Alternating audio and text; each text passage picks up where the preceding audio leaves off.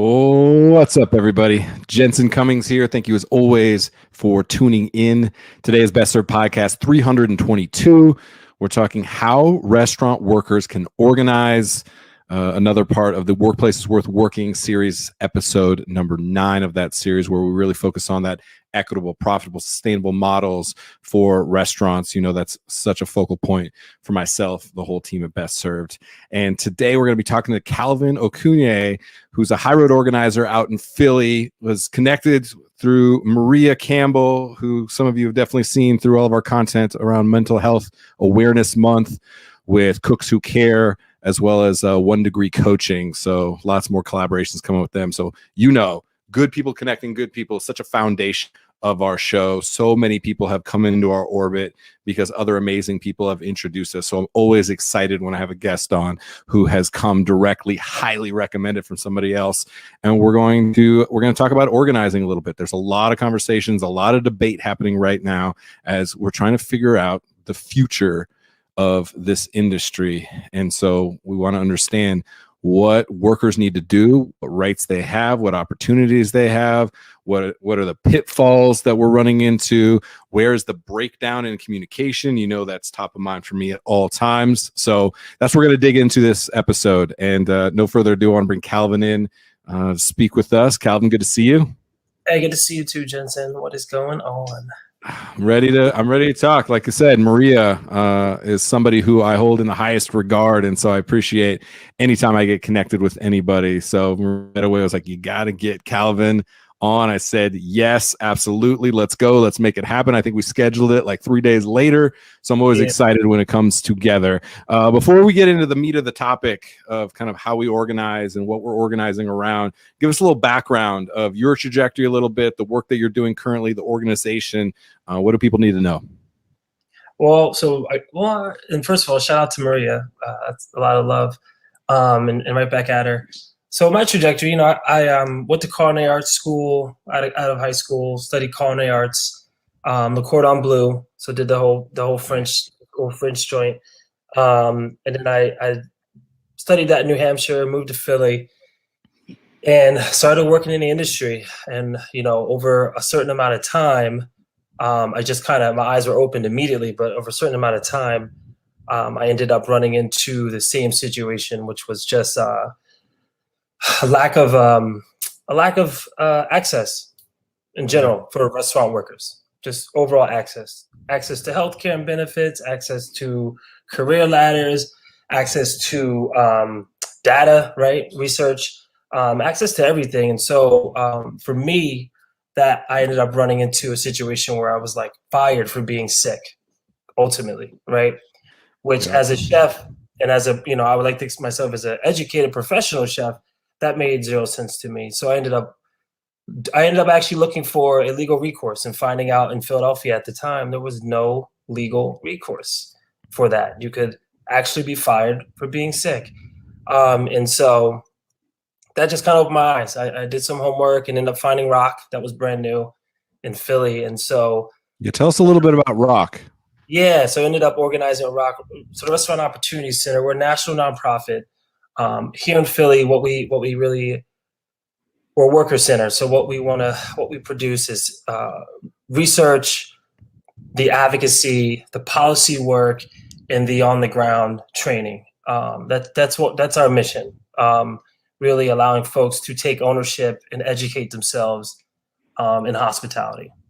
And ROC is a national organization, correct, with outlets across the country? Right, national organization. It started in the wake of 9/11 in New York.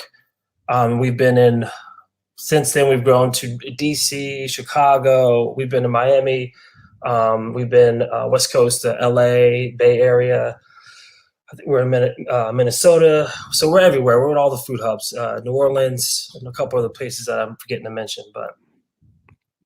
Okay, so just for restaurant people to know that to potentially look out, we'll make sure the links in the comments, of course, so that you guys can check that out. But look out for it. There's probably an organization your city, within your micro region that you can reach out to for those resources, for those trainings. So just because Calvin's out in Philly doesn't mean you wouldn't have access on a more local basis, because you really do localize a lot of the effort, right? So there's data that I've seen that's very nationally based, that sets a tone for the industry as a whole of 11 million plus workers, and then also a lot of the micro of what's actually happening within your community, which I think is interesting. And maybe to give us a little bit of context, you mentioned yourself, which such a horribly common story of getting fired for being sick, because we are so dependent on pure labor. Like the only value seemingly we have is when our hands are in motion. And the reality is that it needs to be thought of as a whole person, all of what that means. And so the fact that you're sick and you don't come to work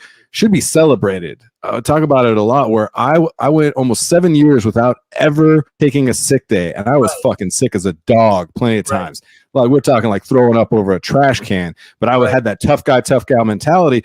Well, I guarantee I got other people sick, and I probably brought down the overall productivity of what we did, but hey, I showed up. That is a vulnerability that I think is being exposed right now. When was that, Calvin? Give us an idea of when, at what date there was still no legal recourse for you to be secure and have access to legal recourse. So that was as recent as 2013, 2012, I believe. And wow. So the paid sick leave law in Philly, and geez, I should have these notes up, but the paid sick leave law, I believe, officially passed in 2015. Yep. And so, that's one piece of it, right? So then the city says, oh, okay, over 280,000 folks, mainly restaurant workers, now have access to paid sick leave. Great. Then what happens is there's so much work to be done around getting that information out, because you can go talk to 10 restaurant workers in Philly, and I guarantee you 6 of them may know about it, and the other 4 won't. So there's that work of like the city and organizations like ours literally getting out there and being like, you have access to paid sick leave, and so there's been like that work has been going on all the way up until the more work that needs to be going on, which is having the city fund enforcement, right, for bad actors, not to come after every restaurant owner, but to come after bad actors, folks who say we don't care, and so I know that work also is ongoing. So to answer your question, the work is ongoing. We got it passed in 2015, and here we are, and still people don't know about it. So. Yeah, the awareness, you mentioned access. The second A in that equation is awareness, which again is why we literally started a media company, because we're a bunch of industry people. How do we learn from each other? How do we organize and galvanize each other to make sure that all of us can level up together and, call ourselves, myself included, like I just mentioned, on our own bullshit and be real, right? Because part of our industry, we put up a facade, we put up a good front, because it's our job to make sure the guest always has a memorable experience. So you leave your shit at the door, smile as part of your uniform, you better show up sick or not. And it's time for us to think way past that. Has been exposed as not equitable, not actually profitable in the long term, and definitely not sustainable. So I appreciate hearing that. So when we're trying to organize people, this is an interesting dynamic at play. Restaurant people especially, we're so like fiercely independent, right? And we're so counterculture so often. So a lot of times we didn't fit into the normal 9 to 5. We didn't fit into the normal stereotypical groups. We didn't fit into a lot of those. And then we found our people in restaurants. And so it's hard for us to see how organizing in a meaningful way can be valuable for us. So let's unpack that a little bit. I know you have to answer that question. I know you have to get into that argument plenty of times with your own compatriots in the industry. How do you bridge that conversation? Well, so how do I bridge can you maybe rephrase the question? How can I bridge the conversation about unionizing? Anything. We don't need, I don't need your resources. I'm good. I'm on my own. I don't need more education. I got my culinary degree. I don't need a union. I don't need another diploma. I don't need any of that. I'm good on my own. That mentality, we got to break down that and say together we're stronger, and break that down a little bit. So I think there's a couple different ways to break that down. First, what we need to do is it's a cultural divide. If we're being honest, I know my organizing the hardest.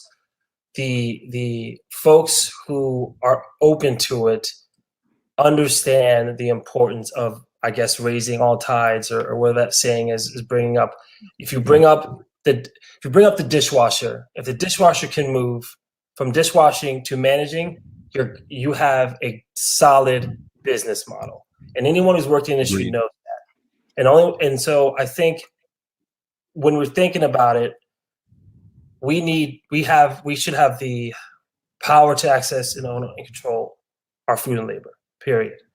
And so bridging that divide means giving that dishwasher the power to move up, having a career ladder built in your business model. So I think that's how you kind of, for an employer, I guess that's how you build that. That's how you bridge that gap. For workers, I mean, if you work in a restaurant, you work on a team, when, again, the salad chef is coming, when the garde manger is coming out on time, everything's rocking. Everything's rocking. So you just have to figure out who you're talking with and figure out what the conversation build around. But I think a lot of folks in our industry love to see stories. They love to hear stories, what you're doing, storytelling. We have to own the storytelling. We have to be telling the stories, and I'm not, no shade against any food writers, but the food writers, folks should start focusing on individual stories. We want to hear that. Like restaurant workers, people go out to eat, they want to hear that, and so that's Calvin, I'll jump in and throw shade. We have to rethink food media altogether. We have got to stop just glorifying putting more shit on your burger as the ascension of greatness in our industry. It has got to be about people. It always has been. It always should be. And I make fun of myself and the state of food media. When I knew we really jumped the shark was when I was part of a Hottest Chefs in Denver bracket competition. Yeah. And I actually thought that was meaningful and impactful for our industry or for our brand. And the vanity metrics, attention is important. You mentioned the awareness, we got to get people to know attention is important. But the vanity metrics have to go away. It has to be people. It's why one of the main things that we do, and Sophie, who's behind the scenes, runs, is we will publish articles by and from anybody at any level in any facet of the industry. We're one of the few media outlets that's ever had a dishwasher on their show, right? That's important. It matters. And so, and I always say this to folks just when organizing, if you're from the industry, what is the most important position in a restaurant? It's the dishwasher, hands down. And that, so just sharing our stories and letting the world know, I think is a good way to bridge some of those, organizing conversations. So when you're talking about chefs, you're talking to chefs. I'm just giving you some of my organizing ideas. Mm-hmm. Talking about access to capital, because we know how pizza shops pop up. We know how businesses pop up. And a lot of those access to a lot of those models of how businesses are open in the restaurant industry, what's the percentage? 7% last after 3 years. That was a stat from years ago. The point is, we see it. Restaurants don't survive, and there's a couple of reasons. And I think the way the way the capital is set up is not right. And so that's another way to bridge, just having those conversations and telling those stories. So I go on and on. You really just have to do the work and know who you're talking with and spend time with people. I could not agree more. My business partner Andrew is the smart one, and he is really good at moving around boxes and numbers. And so we're doing a lot of modeling for the business, because so many industry standards are who the hell made those standards? Those do not work for anybody. And so one of the areas that we're really focused on is creating more line items in a budget for the way that you invest in people, and then showing the value that actually has. Because we're in the relationship business, Calvin, and no relationship was ever built by a product or service. Those just create the space and the opportunity. It's always people, and that is the asset that you have. Everything else, we've seen it, can be commoditized. Right. Anybody else has more money to make a bigger, better, faster, stronger burger, market it better, and they can play that game. You have to tell stories. So I'm with you 100%. Let's talk about some of the specifics. Somebody's listening right now, somebody's watching, paying attention, going, okay, I could fuck with this. Like, I could listen and learn just a little bit more. What can I get from ROC? What can I get from your organization? How can I level up? How can I become more aware of what's happening around me? Right. So a couple different ways, but the idea is, if you're asking that question, we need to be thinking about a new model for workforce development within the restaurant industry. Agreed. So if that person is into writing, the conversation is, what are you into? I'm a chef, I'm a cook, but I'm into books, I'm into writing. Okay. Why don't you help tell stories? Why don't you tell your neighbor's stories, or tell the cooks next to you story? Sorry, what was?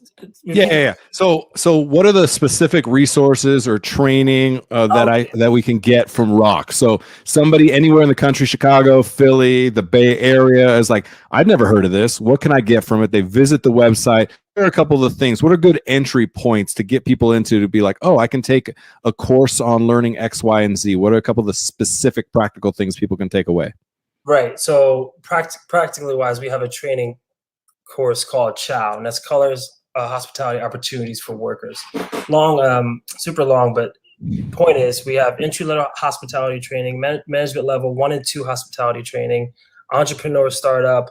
We have a pre-startup entrepreneur program, industry skills advancement, which are like intro to beer and wine and bartending basics. So if you work at a Starbucks and you want to go downtown and try to work at a nice restaurant, go to roc.com and sign up, and courses are totally free for membership. So there's an entry point for some folks. If you're a business owner and you want to maintain your business model, or you want to build on it, get in touch with us. We have an employer network where we're connecting employers across the country to share their business models, to really start talking about sustainabilities. And all of our employers that are in there consider sustainability, including the workforce, right? So sustainability means the worker also, like you were saying before. Yes. So if you're a consumer and you're, if you're a consumer and you want to tap in, there's ways to tap in. We've, over the years, worked with consumers to support these employers and to support workers through a couple different programs. So those are like three main ways to tap in. A couple things I want to unpack. Membership, to get very granular for people. Membership. What would a membership cost somebody to then be able to take some of these classes? Right now in Philadelphia, it's free. It's absolutely free. If your employees, that's right size pricing for a lot of industry people today. So, okay. And then I'm taking the class and I'm looking at entry level or management, or maybe I want to intro to wine or to spirits. Am I talking, is this a 1 month, 3 month? Is it, what kind of commitment is it? Right now, the training, I believe, is 3 weeks long. 3 weeks. Okay. So it's a quick, like, get in here, learn, level up, be able to then take the next stage in that upward mobility, which we talked about is a struggle in the model. At least you have some of the skills, the pedigree, and have put the effort in to be able to be in a position to level yourself up. So I appreciate that. Exactly. For the employers themselves, I'm interested, what kind of commitments are you asking from them? What expectations? Because I'm sure one of the first things that always comes up is like, I already don't make any money. I have a 7% net profit. How can I spend more money on things I don't, aren't seemingly fundamental to my business of investing more money in people when direct labor is already my highest cost? I'm sure you run into that. What's the mindset shift that we got to get people focused on? So I don't know if there's a mindset shift. I think what we focus on as a worker center first, as an employee forward thinking organization, is we can do both. We can make a profit and we can also provide good jobs. And in fact, a lot of research that has been done shows that doing one leads to the other, right? So Does that answer your question? It definitely answers my question for sure. And I think being able to understand the story of the worker and knowing that that is the person who's going to uplift your business. Right. One is the story that you guys have the research side as well. And let's make sure, Calvin, and one of the studies that may be like foundational for you to be able to position that argument. Let's make sure we get that and get that in the comments, because I think there's a really good thing where, Deloitte has a lot of those type of things where you see investments into mental health, all of a sudden productivity in your investment, $1 all of a sudden goes to $2. That's a massive investment opportunity that you have by productivity, by longevity, when turnover rates are 73%, 74.9%. And the average tenure of a restaurant employee is 56 days. Like, we need to start investing and thinking differently. The last thing I want to unpack a little bit from what you just mentioned is the consumer, the customer, the guest, right? There's an interesting dynamic at play. It's one of the reasons, again, we started a media company, is that the people doing things right actually can put themselves at a competitive disadvantage because they have spent money on their people, spent more money on programming, spent more money internally to create a better culture, better education, more longevity and sustainability for tenure, as well as for just the employees themselves. It also means that they have less money to spend on marketing, less money to spend on, maybe they have to charge more for their food, which then could put them at a disadvantage. So I'm really focused on creating so that those people get celebrated and put on a pedestal for investing in their people, right? That they invested in that, I think, is super important. So how are you doing that with the consumers? Mentioned building up some awareness on the consumer side. I think it's so important, because if we show that people are willing to come more often and spend more money because you invest in people, that's a major unlock that I'm here for. 100%. So I'm interested what programs you guys have developed and maybe seen any inroads in the consumer engagement side. Yeah, so I guess our most successful program was our Diner's Guide. This was a guide for folks to basically have access to these businesses that you're talking about, folks who believe in sustainability in one way or another, but all agree that they want to spend their money at a restaurant that's paying livable wages, that has career ladders, that has access to benefits for workers. That's probably been our most engaging consumer side piece of ROC. Was that a short-term campaign, or is that ongoing? So it was ongoing, and I think we're going to put out a new edition here soon. But okay, Calvin, I want in on that. That is something that Best Served will put a lot of weight and effort behind. That is 1,000% the direction that I see going. I want people to, be winning awards for things like the average tenure of their employees, the average pay of their employees, right? The amount of money they spend on local products, the amount of charity work that they do within their community. These, I think, are the metrics that I would love to see celebrated, like the icons that show how expensive a place is that you see in these different searches or you see on Yelp and stuff. It's like, how do I know that this is a place that invests in its people? Well, that's where I want to invest my money. So I think long-term, one of the more interesting things, I want to see people winning James Beard Awards, not for best chef, but best dishwasher, right? Completely flip that. So we got some work to do on that, Calvin. We'll follow up on that for sure. Well, else to add to that? You good. Good to go. So any last thoughts? We'll wrap at this. Any last thoughts that you have? Anything else you want to make sure that anybody watching, listening takes away from this? And this was great, by the way, Calvin. Really appreciate your passion for it. You came up through the ranks, so you have the credibility. You have all the scars. You have all the good stories and all the bad stories. So I think connecting with somebody on your level is important. I like the work that you guys are doing. Any last takeaways?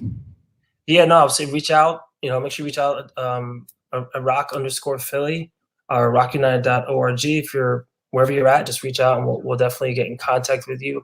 And again, just make sure we're all taking ownership of the industry in any way we can. So that's really it. Calvin, I appreciate it. I see why Maria is a fan of yours. We need more people that have been through it and are willing to, because a lot of people like you and I have walked away. They said, nope, I want no more of it.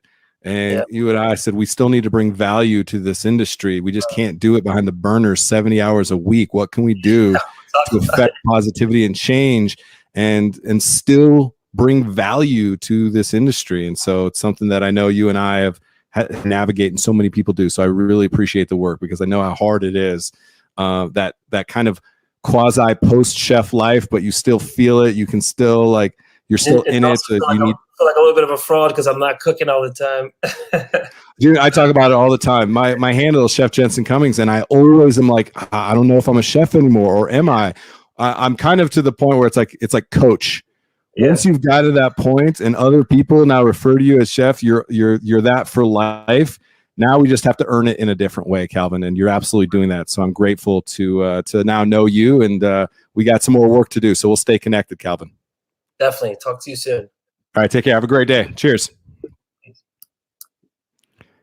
All right, everybody. That is it for this episode. Best Served Podcast 322.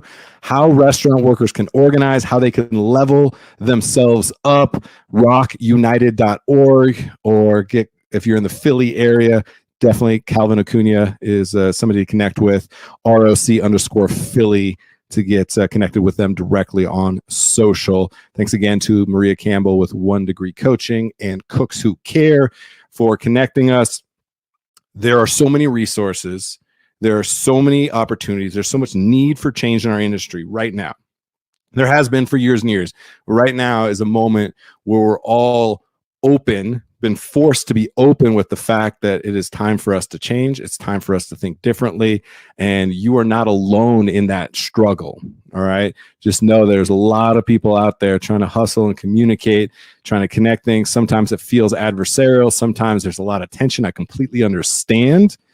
Yet it's got to be about the people. It's got to be about the stories and developing those workplaces worth working. That's the only chance that we have, investing in your most valuable asset, people. That's it. Appreciate you all as always. Have a great rest of your day. Cheers.